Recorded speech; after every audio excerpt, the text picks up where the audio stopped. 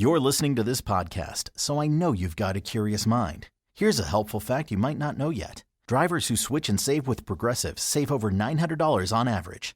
They make it super simple. Pop over to Progressive.com, answer some questions, and you'll get a quick quote with coverage options tailored to your choices. Plus, you'll see which discounts you may qualify for, like the online quote discount or savings for paying in full. In fact, 99% of Progressive Auto customers earn at least one discount. See if you could save when you switch to Progressive. You'll feel good about making a savvy choice. Visit Progressive.com and see if you can enjoy a little extra cash back. Progressive Casualty Insurance Company and Affiliates. National average 12-month savings of $946 by new customers surveyed who saved with Progressive between June 2024 and May 2025. Potential savings will vary. To enjoy this episode of Forensic Tales ad-free, check us out on Patreon. Patreon.com/Forensic Tales. Forensic Tales discusses topics that some listeners may find disturbing. The contents of this episode may not be suitable for everyone. Listener discretion is advised. When 15-year-old Katie Hamlin was found nude, murdered, and burned in July 2002, police in Cherokee County, Georgia, believed they had a clear suspect. He was a male acquaintance, the last person to call her phone. But during questioning, his story took an unexpected turn. He claimed there'd been a party that spiraled out of control and pointed the finger at another man for Katie's murder. Investigators now had two strong suspects, but which one of them was telling the truth? With crucial forensic evidence destroyed in the fire, prosecutors hesitated to file charges. Months later, a break in the case would finally come, and the truth about what happened to Katie Hamlin could no longer stay buried. This is Forensic Tales, episode number 296, The Murder of Katie Hamlin.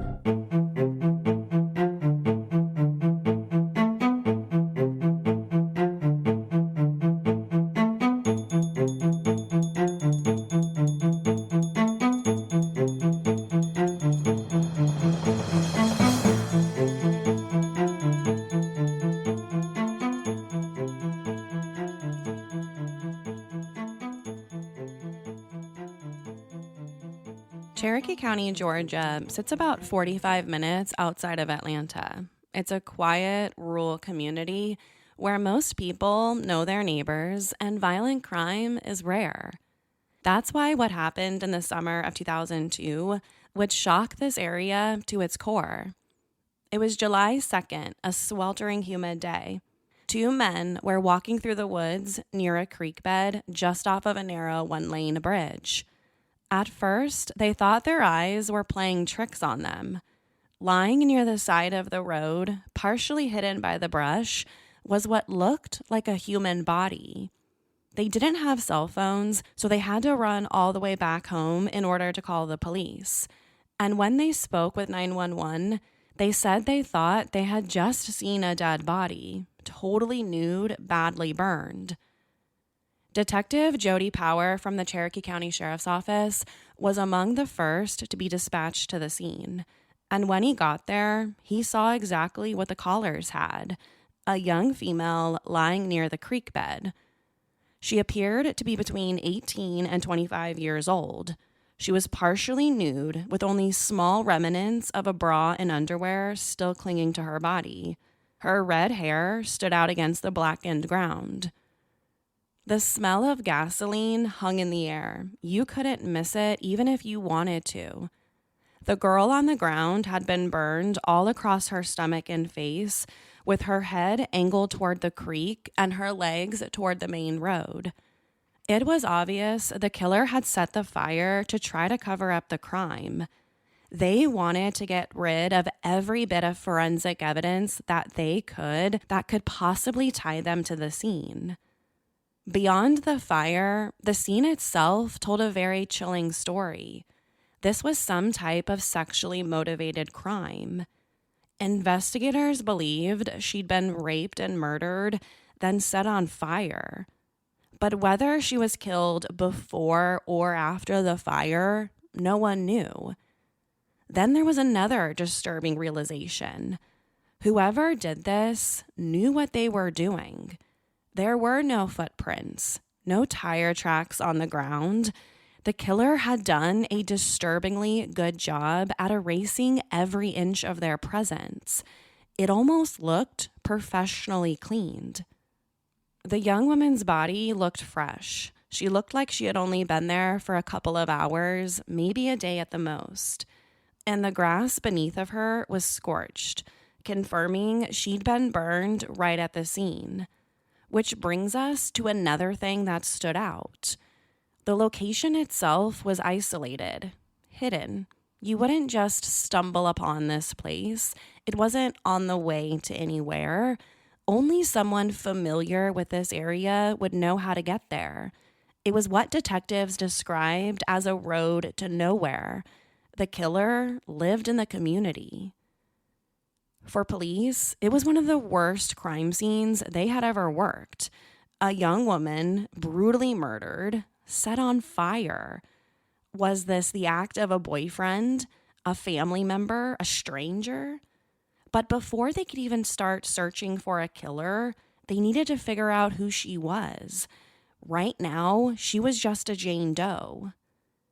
Police canvassed every square mile of the area, looking for anyone who might have seen or heard something. But that was essentially a dead end. No one reported spotting a suspicious vehicle or person near the creek that night. But one man remembered something unusual. A small fire burning by the creek between 3:30 and 4 o'clock in the morning. It wasn't much, but it was enough to give investigators a possible window for when the crime might have taken place. And they hoped the medical examiner could confirm that time frame and, more importantly, determine the official cause of death. Detectives stood by as the autopsy at the Cherokee County Medical Examiner's office began, but the fire had destroyed so much. It was almost impossible to say with any degree of medical certainty exactly how she died. Almost all of the forensic evidence was gone. And despite signs of both suffocation and internal bruising, the official cause of death was listed as undetermined.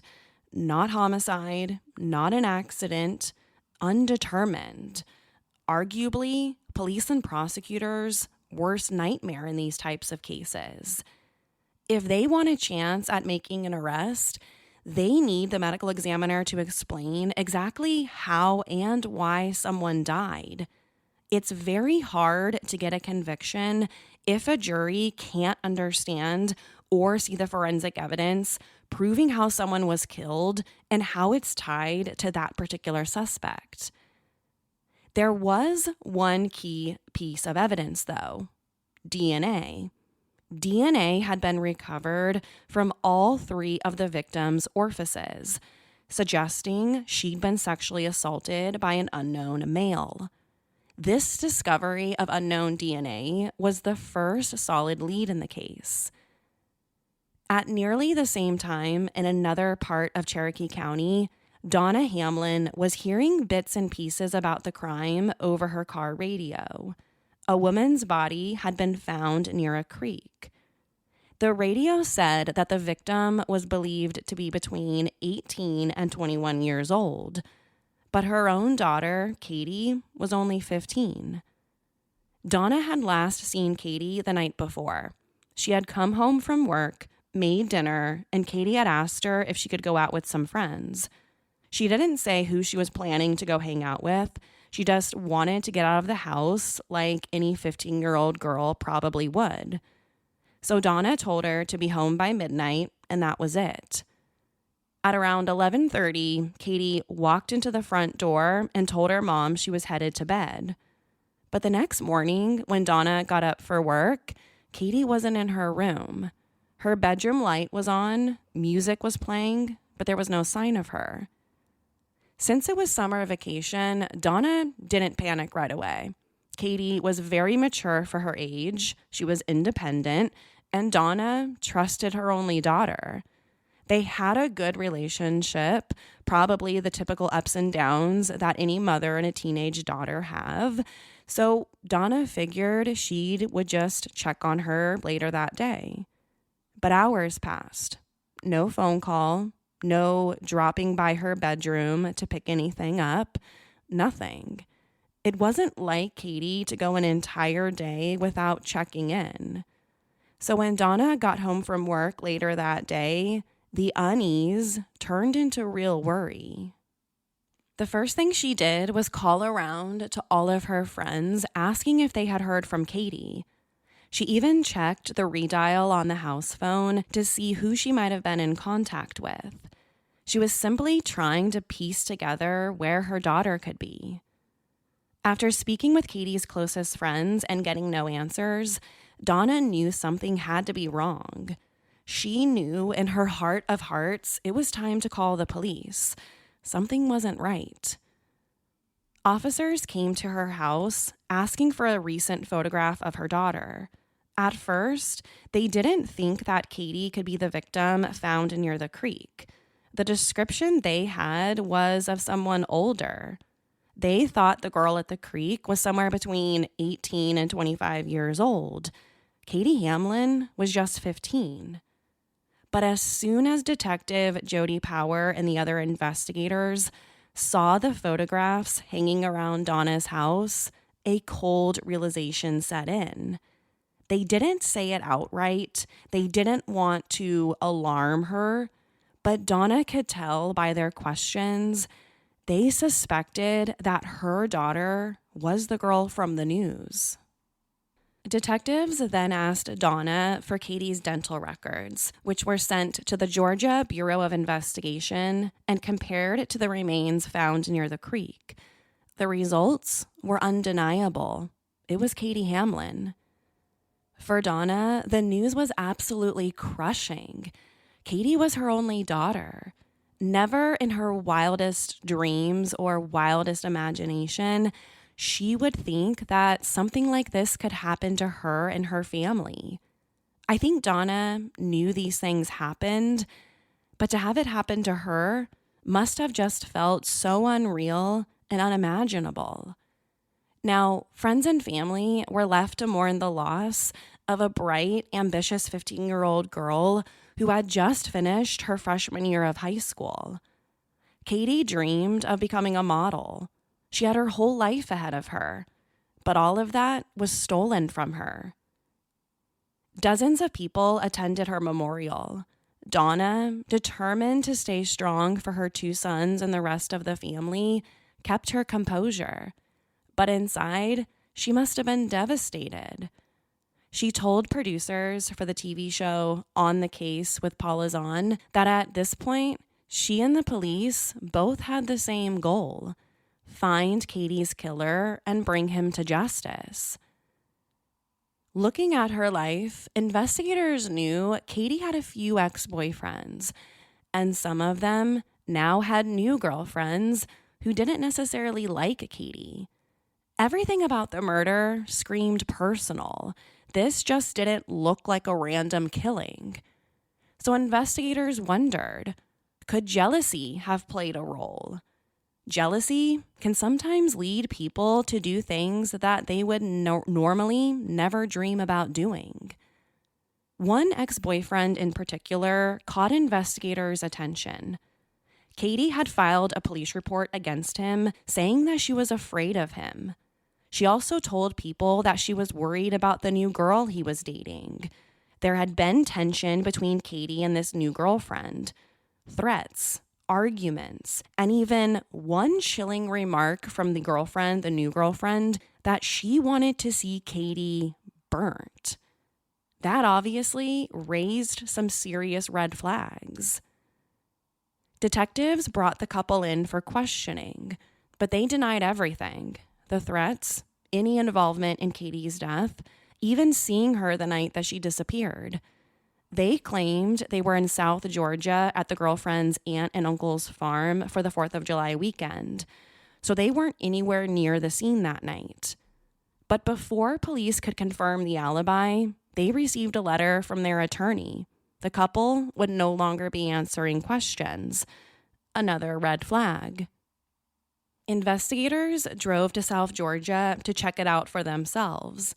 And when they spoke to the girlfriend's aunt, she confirmed everything they said. They were, in fact, at the farm all weekend long. Phone records also showed that the couple seemed to be telling the truth. So they were both eventually ruled out. Their statements and their threats, police concluded, were just an ugly coincidence. The girlfriend wanted Katie to, quote, burn, and that's exactly what happened to her. Now, the investigation was back at square one. Detectives went back to the night that Katie was last seen. Donna told them that after dinner, sometime before 7 p.m., Katie called a friend to pick her up, and she went to another friend's house, the house where a guy named Garris lived. But when she got there, Garris wasn't there. So according to Garris's parents, she stayed at the house for a couple of hours before they eventually drove her back home sometime around 11:30. But police didn't believe she stayed home. They suspected she was killed sometime after midnight and before 3 o'clock in the morning. And they began to wonder, did Garris meet up with her after his parents dropped her off? When detectives questioned Garris, he said he was with his girlfriend the night that Katie died, and he didn't get back home until around 2:30. He said he never spoke to Katie that night, and his girlfriend was able to confirm his alibi. She said she was with him the entire night. But phone records told a different story, kind of. They showed Katie had called him multiple times throughout the night, but he never called her back. So investigators weren't quite ready to officially rule him out. They pulled Katie's phone records to trace her movements throughout her calls. And what they discovered was that after Garris's parents dropped her off at home that night, Katie called several friends right up until about 1 o'clock in the morning. Then one call stood out like a sore thumb. A 12-minute conversation with 17-year-old Jamerson Mangrum, a fellow student at her high school. Also interesting, after that call, Katie made no more phone calls. At this point, investigators believed Jamerson was the one who came to pick her up. So they brought him in for questioning, and when they asked him if he had spoken to Katie that night, he said no, which the cops knew was a total and complete lie. They had the phone records showing that they talked on the phone for a total of 12 minutes the night she was killed. But even after they confronted him with the phone records, he stuck to his denial. But when police dug into his phone records, they found something that raised even more questions. Calls between him and Garris between 2 and 3 o'clock in the morning, the exact time frame in which Katie was likely killed. Katie had been trying to get in touch with Garris all night long, and now here was Jamerson talking to Garris in the middle of the night. When confronted about this, Jamerson changed his story. He eventually admitted to speaking with Katie over the phone that night and said she told him she was going to a party, but he wasn't invited. She was going by herself. Then about 2 hours later, Jamerson said Garris called him, panicked, saying Katie had overdosed on drugs and he didn't know what to do. That's when Jamerson claimed he told Garris to go take her to the hospital. There was just one problem. Garris had told the police he never saw Katie the night that she was killed, and he said he had never spoken to Jamerson. This meant one of these guys was lying. Detectives brought Garris back in to be questioned again. This time, they were much more aggressive with him than they were the first time around. But he stuck to his guns. He insisted he knew nothing about Katie's death. And when asked about his relationship with Jamerson, he claimed he didn't even know him. But phone records suggested otherwise. When confronted about this, Garris admitted he remembered the call, but his version of events was very different. He said he had only picked up to figure out why an unfamiliar number had woken his parents up in the middle of the night. He claimed the voice on the other end of the phone was someone he had never heard before. And when police told him about Jamerson's version about Katie overdosing on drugs, Garris volunteered to take a lie detector test. He said he had nothing to hide and had no idea who this Jamerson guy was. He said there was no party and there was no drug overdose. He had absolutely no idea where this story had even come from. So to try to figure out which one of these guys was lying, detectives set up a little experiment. They arranged for the two young men to pass each other in the hallway at the police station. If they knew each other, they would have some type of reaction to one another. But as they walked by, neither one of them showed even a flicker of recognition. They just walked right past each other as if they had never seen each other before. So by doing this, investigators were convinced that they didn't know each other, just like Garris had said this entire time. This experiment meant Jamerson Mangrum was the one lying.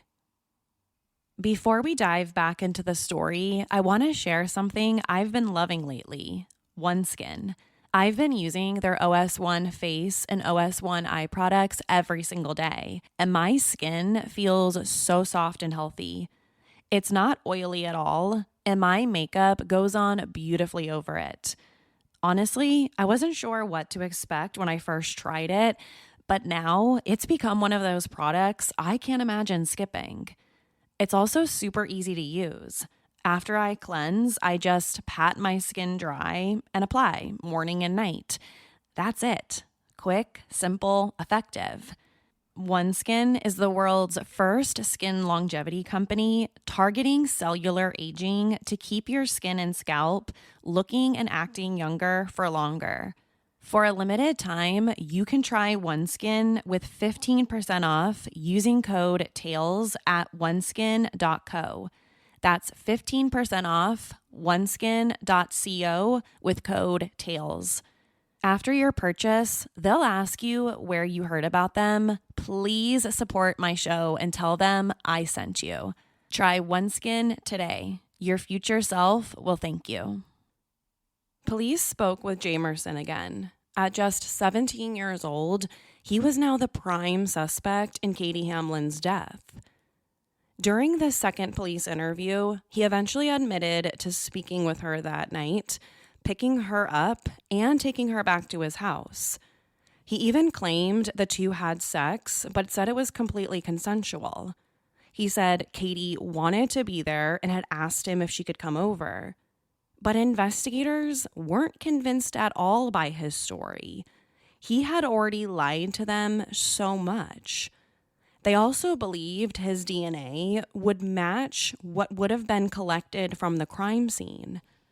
But before they could move in and arrest him with murder, they faced a massive roadblock. The county medical examiner had listed Katie's cause of death as undetermined. Without an official homicide ruling, prosecutors didn't think the charge would stick. But not all was completely lost. Prosecutors believed they had enough probable cause to arrest him on statutory rape charges because Katie was only 15 years old. It just wasn't murder charges. Following Jamerson's arrest, Katie's mom, Donna, called the police every day, urging them to charge him with murder. Yes, they were getting justice in the sense of the rape charge, but this wasn't just a rape. This was also a very brutal murder. 15-year-old Katie Hamlin had been assaulted, murdered, set on fire.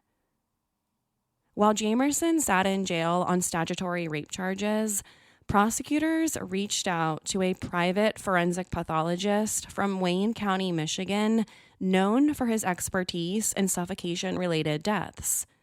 They wanted him to look at the case and see if he could find anything that the county medical examiner might have missed during the first autopsy. And after looking at all the details and facts of the case, including the internal injuries, he concluded that Katie had died from compressional asphyxia, likely pinned face down with significant pressure on her back, making it impossible for her to breathe. She would have been gasping for air, struggling to survive. This finding matched what investigators had long suspected. After working with the Wayne County pathologist, his opinions were sent back to the medical examiner in Georgia who performed Katie's autopsy. And after reviewing the notes, he agreed with the assessment and changed Katie's official manner of death to homicide.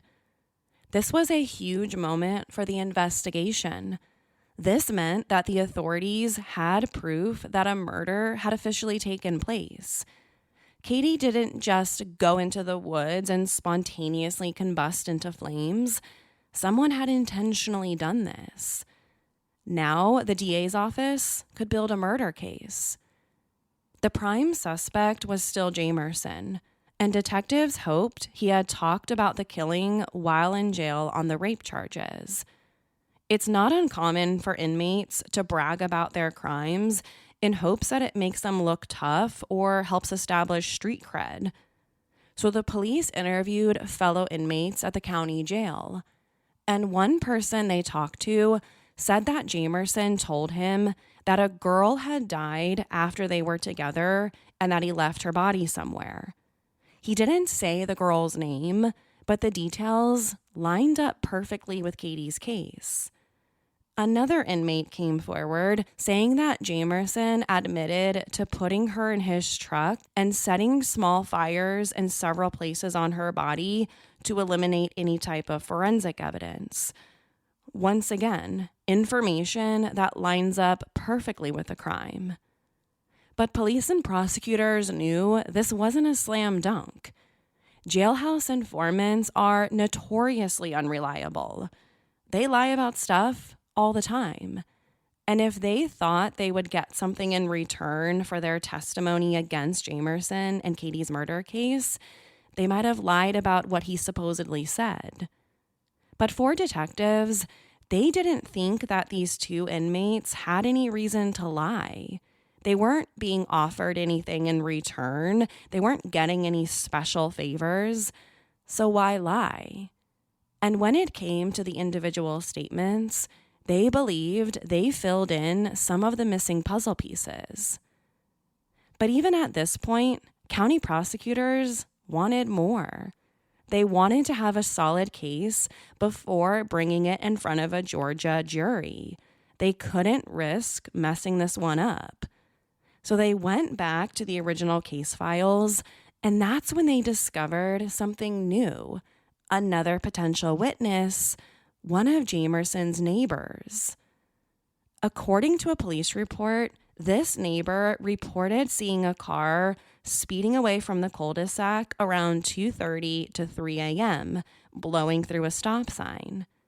So they tracked the witness down, who confirmed it was in fact Jamerson's car that he saw that night. That sighting fits perfectly with what we know from the timeline. Katie was at his house minutes before, and only hours later, a small fire was reported where her body was found.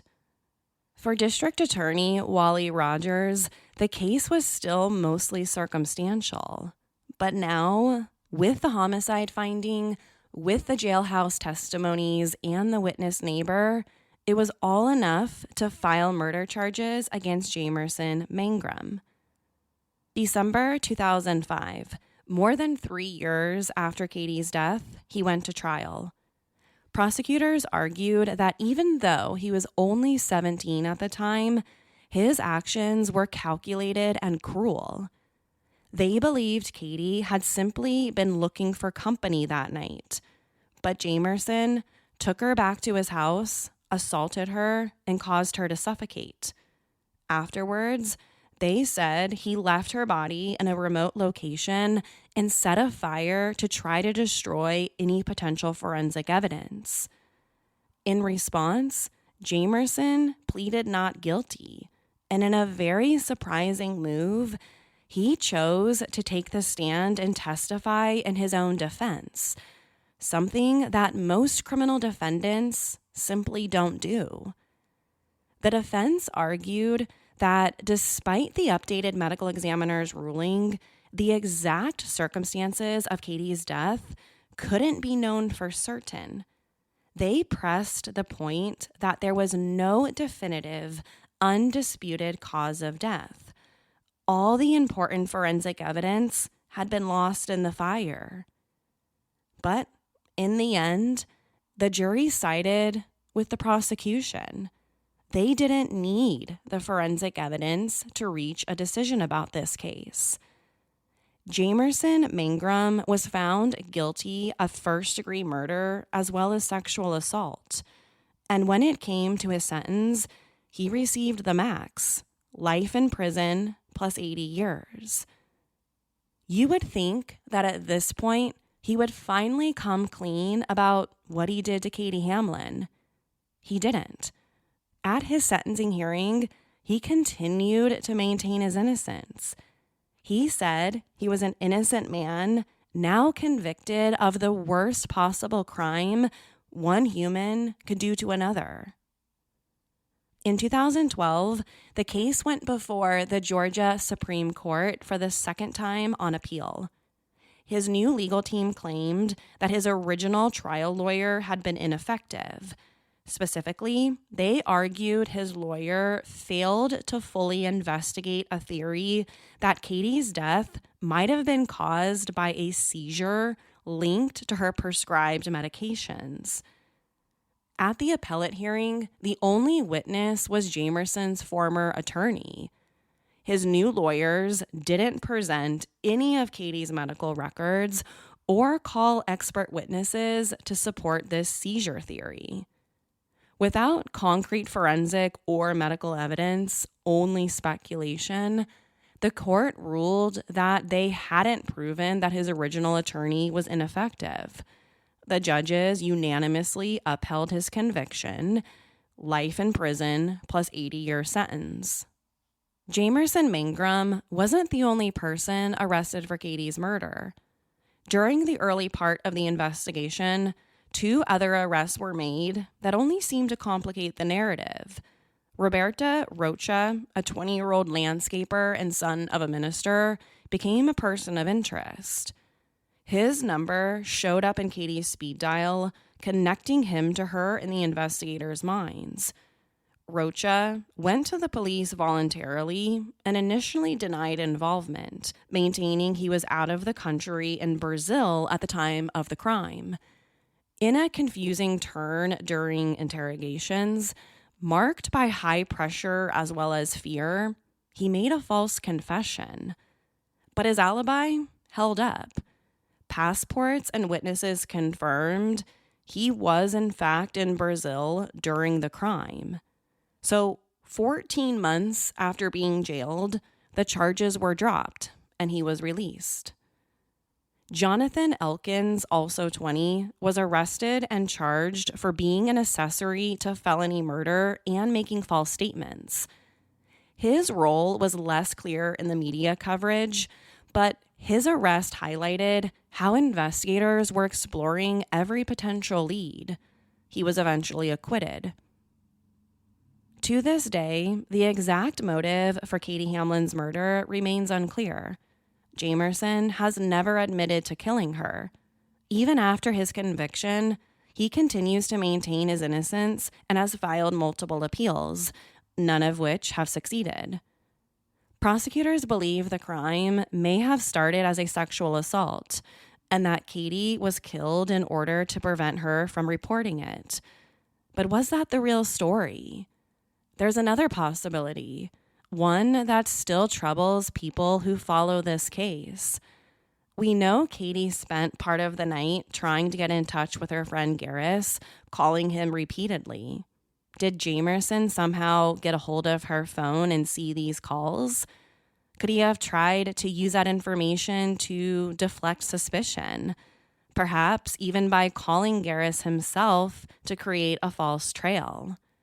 And if Jamerson did kill Katie like the jury believed he did, was it a decision made in the moment, or was it planned from the second he picked her up? From the very beginning, investigators knew the fire at the crime scene was a major problem. Katie's body had been burned in several places, including her stomach and face. The grass beneath her was scorched, and the smell of gasoline still hung in the air when investigators got there. Whoever set that fire knew exactly what they were doing, destroying DNA, fingerprints, any trace of evidence that might connect them to the crime. It worked. Much of the physical evidence that could have told the story of what happened to Katie was gone. Detectives were left with fragments, partial DNA, a few small fibers, and whatever they could piece together from witness accounts and phone records. Was this the work of a panicked teenager making a clumsy attempt to cover his tracks? Or was it the act of someone who understood how crime scene investigations worked and took deliberate steps to outsmart it? Was Jamerson that calculating at 17 years old? Or does the precision of the cover-up suggest someone else might have been involved? Did he have help that night? The fire didn't just burn away the evidence, it left behind questions that will never fully be answered. To share your thoughts on this week's episode, follow us on Instagram and Facebook. If you want to hear my personal take on the case, sign up to become a patron at patreon.com/forensictales. After each episode, I release a bonus episode where I share my personal thoughts on the case in more detail. Don't forget to subscribe to Forensic Tales so you never miss an episode. We release a new episode every Monday. If you love the show, please consider leaving us a positive review. It helps the show grow. You can also support the show through Patreon. Thank you so much for joining me this week. Be sure to tune in next week for a new case. Until then, remember, not all stories have happy endings. Forensic Tales is a Rockefeller audio production. The show is written and produced by me, Courtney Fretwell. If you'd like to help create compelling new cases, fund research, and assist with production and editing costs, you can support the show with a small monthly contribution. In return, you'll be one of the first to listen to new ad-free episodes and gain access to exclusive content. To learn more, visit patreon.com/Forensic Tales. Forensic Tales is a podcast made possible by our Patreon producers, Tony A., Christina B., Sherry A., Michael D., Nicola, Megan G., Ureli, Jerry, Ann F., Carol A., Shannon D., Marianne C., Lois B., Lynn H., Ashley H., Danielle D., Chrissy D., Brett R., Luz Raquel, and Christine K. If you'd like to become a producer of the show, head over to our Patreon page or send me an email at courtney@forensictales.com. For a complete list of sources used in this episode, please visit forensictales.com. Thank you for listening. I'll see you next week. Until then, remember, not all stories have happy endings.